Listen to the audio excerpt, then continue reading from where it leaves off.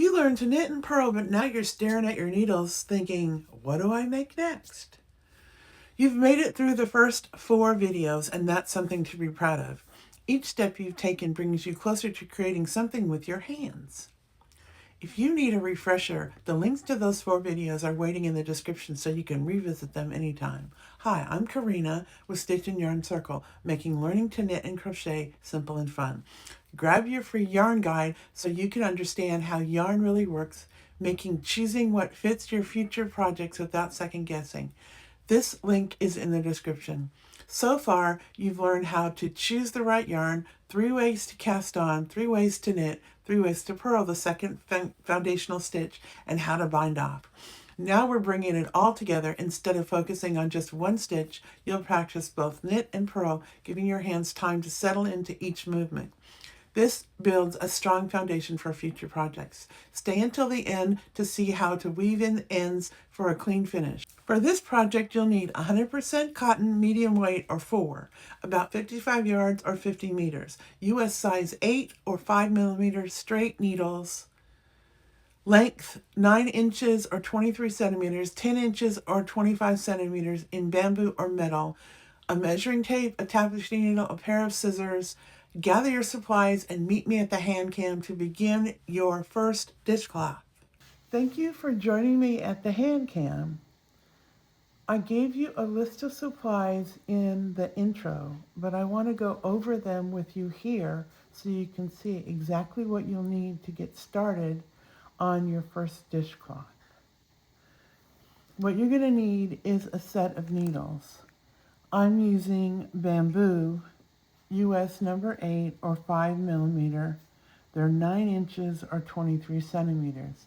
You can use metal knitting needles that are 10 inches, 25 centimeters, and again, you need US size 8 or 5 millimeter. You'll need 100% cotton.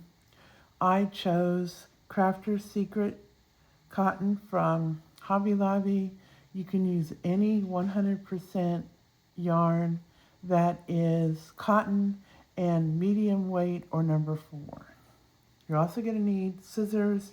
You're going to use any scissors around the house. These are my crafting scissors. You're going to need a measuring tape, either a retractable one or one that you use that's just flat, and you'll need a tapestry needle. So those are the supplies you're going to need to get started on your dishcloth. You will need to cast on 30 stitches.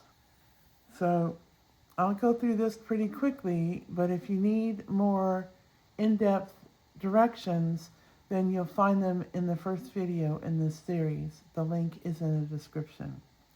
So you're going to start with, so I'm going to go through the first row, getting this first cast on, and then first row of purl stitches.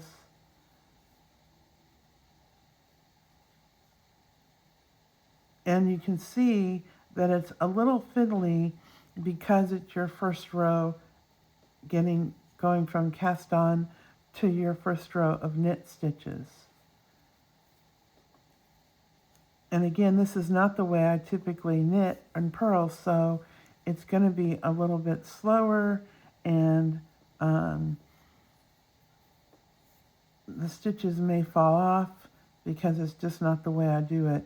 But it's a good way for you to see how I correct the issues, because it's likely you're going to run into some of these issues as you purl. Now remember, you're going to have to get all 4 plies, so keep trying until you see all 4 of the strands.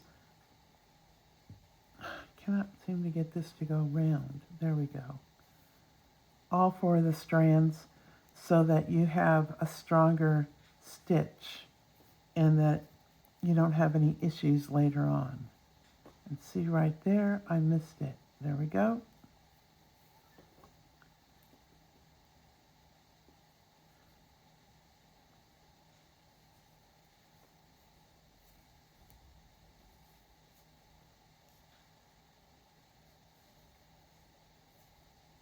And we're going to do this for a total of 4 inches. which is 20 centimeters or 28 rows. And once I get this cast on row and first row done, I will show you how to count the rows, and you'll be able to see how many rows you have once the first half of the dishcloth is made.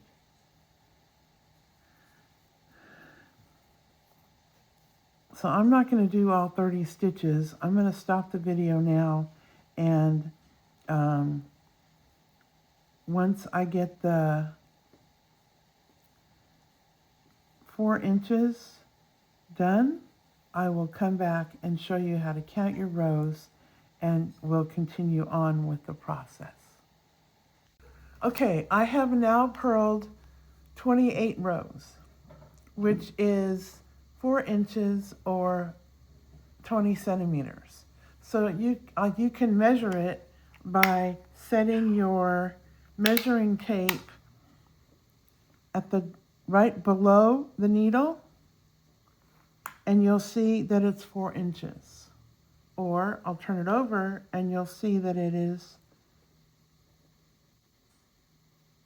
10 centimeters. So the total is going to be 20. Now you can also count the rows, and I want to show you up close. Here on the bottom, that you see the little loops, that's your cast on. That's your right side. I turn it over and you don't see the loops. It just starts with the ridges. That's the wrong side. So turn it over. Let's look at the right side, and we're going to count the ridges. Now each one of these ridges is 2 rows. So 2, 4, 6, let me use this. 2, 4, 6, 8, 10, 12, 14, 16, 18, 20, 22, 24, 26, 28. So there's 28 rows. Now we're going to switch to knitting, and you're going to see a little gap, but I'm going to show you. I'll do the knit stitch using the throwing method, which is the most common used in the United States, Canada, and the UK. I'm just going to go through and do a couple rows real quick. So you've already done 28 rows doing the purl stitch, so you've had a chance to practice that, and hopefully you're doing pretty good at purling. Whichever method you chose, there's a video on how to purl in the playlist, and I'll definitely put that in the description so you can find it and watch it. I'm excited for you that you're going to be able to have a dishcloth and be able to actually use your first project at the end of this video. So remember to watch the video until the end, because then I'm going to show you how to weave in the ends or weave in the tails so that you won't have yarn hanging down from the start and the end of the project. Again, I'm not doing this slowly. I'm not really teaching you how to knit here. I'm just showing you what it's going to look like after we get a few rows, because it's going to look kind of funky. So we're going from the purl stitch to the knit stitch. So there's going to be a gap on one side, and it's going to look like crowded stitches on the other side. And I'm going to show that to you once I do a couple rows and we can actually see that gap. So this is the throwing method of how to knit, and then I'm going to show you the continental style on the way back. So now I'm going to the wrong side, and I'm going to set it up so that I wrap the yarn the way my grandmother showed me, and how I actually knit. And I do this much faster than the throwing because this is how I knit on a regular basis. And you can see how to do this in a slower way in a teaching video, watching the second video in the playlist, and I will put that link in the description also so you can find the video in case you want to learn how to do continental style. As you can see, for me, I find it less movement and it's easier, especially if you are a crocheter and you want to switch over to knitting. You put the yarn in your hand the way you would when you crochet, and you're pretty much on your way to knitting. So let me check and see if the gap is showing here. Yes, as you can see on this side, I'll hold it up to the camera a little bit better, there's a gap right here. And actually, that's one row of stockinette, which is one row of knitting and one row of purling. And then on the back, you're going to see it's all bunched up. You see these ridges, and then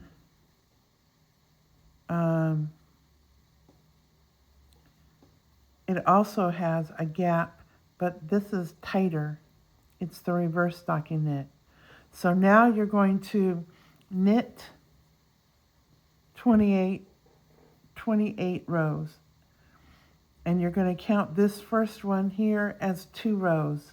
So you will have 26 ridges and this space in your dishcloth. And when I do the 28 rows, I will come back and do the cast off or bind off and show you how to weave in the ends. Okay, so now I'm going to show you again how to count the rows on the second half of your dishcloth, and then I'm going to continue with binding off and then showing you how to weave in the tails. So as you can see, you've got this strip of a different look. This is really the stockinette stitch, and it is one row knit and one row purl. So because the first part of this is purl and the second part of this is knit, you end up with this design element in the middle. Then from then on, that counts as the first 2 rows, and then we're going to get to 28. So 2, 4, 6, 8, 10, 12, 14, 16, 18, 20, 22, 24, 26, 28. Now I need to also show you again which is the right side. So if you look at the bottom here, you can see little loops I showed you earlier, and you can see this design element that looks different than the others. So let me continue with binding off, and then I'm going to show you how to weave in the edges. So I'm going to be continuing on with continental knitting, and if you want to learn how to do this continental knitting, go to the second video in the series on the playlist, and I will make sure that I have that link in the description. So this is binding off, and you knit a stitch, and then you take the stitch from the right and you pull it over the stitch on the left. And so you're going to knit it, and then you see there's 2 stitches here. You take the stitch from the right and put it over the stitch to the left. And there's a video on how to do that. That's the 4th video in the series, and I will put a link in the show notes on how to do that also.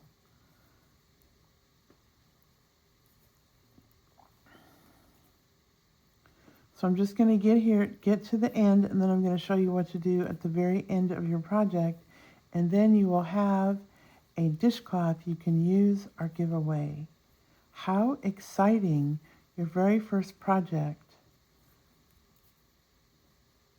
And it ends up being a good practice for when you're ready to do another stitch where you combined knit and purl perhaps every other row.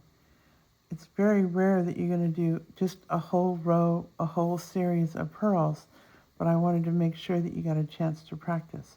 So now we're at the end, and I'm going to take this last stitch and pull it over. And now you have one stitch left on the needle. So you can drop it down, leave it there, and then we're going to cut a tail of about the same length, about 4 inches, 10 centimeters, and then you're going to pull it through. So you can do that in a variety of ways. I think it's easier to just make the loop bigger. Stick your thumb and index finger through the loop and pull it through. So there you have the end of your dishcloth. So now I'm going to show you how to weave in the edges, the tail. So the way that I find it easier to thread the tapestry needle is to just fold it over and then keep your thumb and index finger together and then just push it through. Now, what you can do is to deal with this excess or extra size stitch, you can come down here and pull your thread through the row before. Let me show that again. So I'm gonna get the thread on the needle, and as you can see, this last stitch is a little bit big, so there's a bump right here. You can thread through that, and that takes care of the extra size. And then if you'll come back through this bump, then you're back and ready to get started. And so as you can see across the top, there's a series of loops that look like this. We're going to go in and out of those. So we'll go through here, make sure we pull this whole thing through, and then come back through the next one. So we're just going to weave back and forth.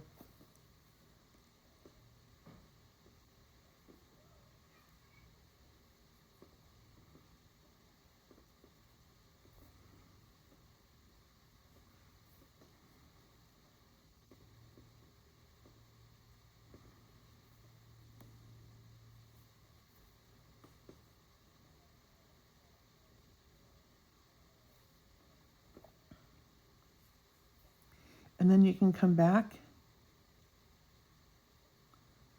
weave back through. You need to do about 10 stitches.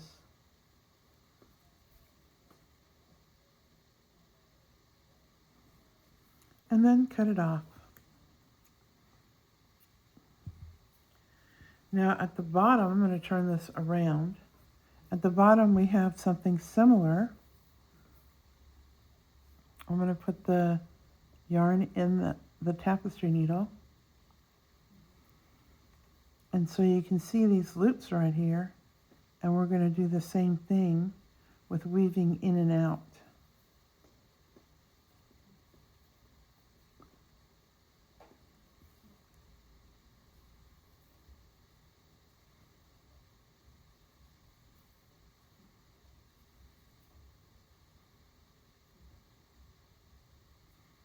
Just want to catch that one loop.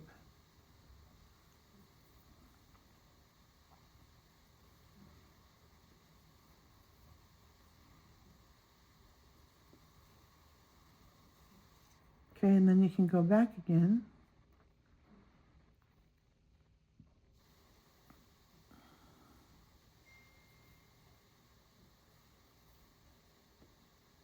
And then cut it off. Now you can see you have a completed dishcloth. It's ready to use or ready to give away so someone else can use it. Take a moment to celebrate what you've just done. You didn't just follow along, you learned the steps to turn yarn into something real you can use and enjoy. You now know how to choose the right yarn, 3 ways to cast on, 3 ways to knit, 3 ways to purl, the foundational second stitch, and how to bind off. And in this video, you brought it all together to create your first dishcloth. Thank you for staying with me through all 5 videos in this playlist. That kind of follow through makes a difference. If you'd like more clarity on choosing yarn, be sure to get your free copy of the yarn guide. Inside, you'll discover different fiber types and yarn weights so you can select the right yarn for your next project. The link is in the description. I would truly enjoy seeing what you've made.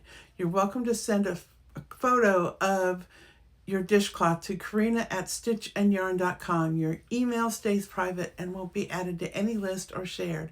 This is simply a chance to celebrate your work. Keep an eye out for upcoming videos where you'll learn new skills along with tips and techniques to make your knitting and crocheting look even better.